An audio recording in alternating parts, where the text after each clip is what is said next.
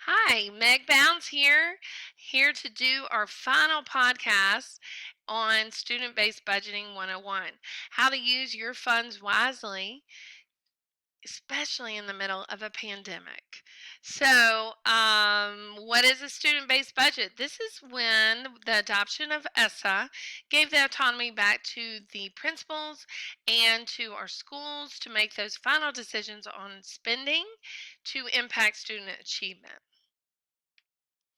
Most school-based budgeting systems focus on allocating those funds down and reporting up. So it's always important to understand that you will be held accountable for the decisions that you make. So when you make those decisions, we always want to start with a true reflective lens using a needs assessment, understanding where our gaps were last year, what we still struggle with, and how we could supplement in, whether it's with materials or an actual additional staff. Student enrollment, what are our projections? Now, this year it's completely different. We're not really sure. It's going to be completely up in the air because of COVID. Evaluation of current year, again, looking back at last year, I'm not really sure if that would be a good estimate, maybe second semester, not used as an evaluation tool, but definitely looking at first semester, deciding what worked, but also the evaluation of current year. If you looked at second semester, what worked and what didn't work, and what you needed to fill those gaps, maybe digitally. So I'm excited to let you know about the feedback. We talked about this case study of a school that had a principal, assistant principal, and two instructional facilitators. They're, they come they make up the instructional team.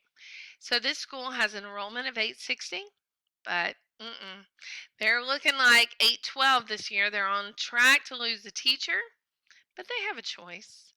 Do you go ahead and lose the teacher, make the class sizes a little bit bigger, or take students off the waiting list, keep the teachers, and see what happens? Based on your feedback, I got some different responses, but most everybody said take the students off, keep the positions, because the kids will come.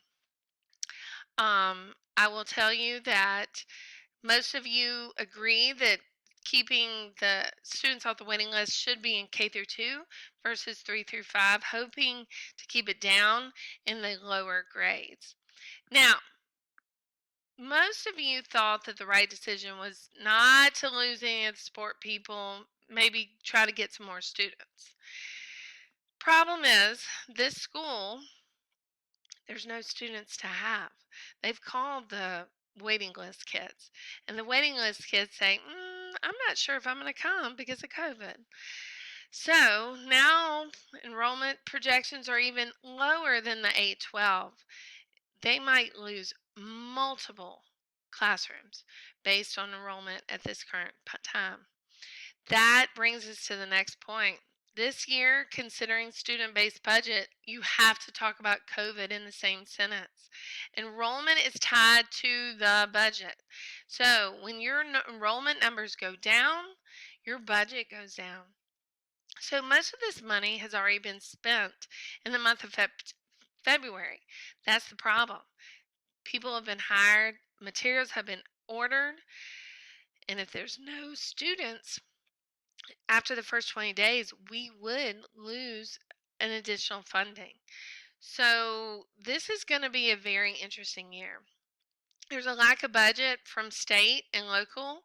That sales tax that we are completely missing because of COVID, it's going to directly impact our budget for this year. No students to take off the waiting list. Again, parents are not making that decision. They are not making any decision about school.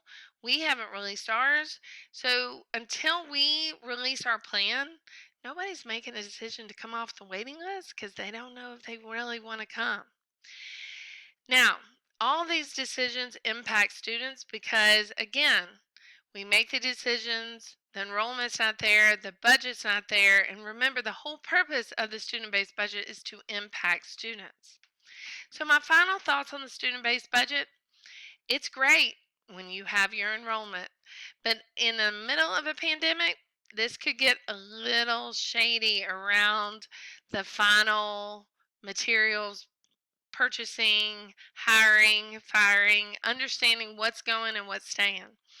It definitely is something that gives more equity to a situation within a district, understanding that schools with 200 do not need the same budget that a school of 1,200 needs.